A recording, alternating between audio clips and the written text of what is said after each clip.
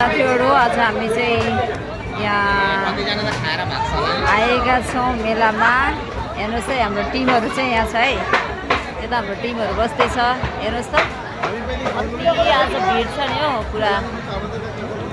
तर यहाँको यो मेला चाहिँ हो धेरै प्रख्यात हो कि। त्यसलाई कि हामी चाहिँ अहिले घुमेर यति भिड छ नि हो। हामी चाहिँ घुमेर अहिले खाना बस्दैछौँ। एनिवे हामीले खाना खाएर चाहिँ आएको हो। तर पनि अब जस्ट नानीहरू छ जस्ट फास्टफुडहरू केही खाएर अनि हामी चाहिँ जाने कोसिस गर्दैछौँ। हेर्नुहोस् है साथीहरू छ नि हो। कतिजना यस ठाउँमा आउनुभएको छ यो गौरीहाटको मेलामा भन्नुहोस् है।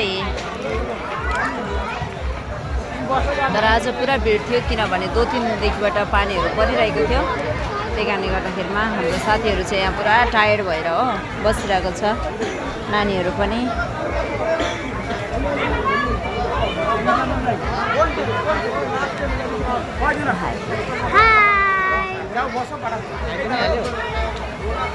अनि यहाँ चाहिँ खाना आइसकेको छ।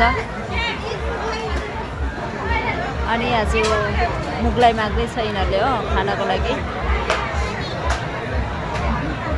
अनि हाम्रो अभिषेक भाइ चाहिँ पुरा बिजी छ हो मोबाइलमा। अनि रबिनाले खाना सुरु गरिसकेको छ यहाँ।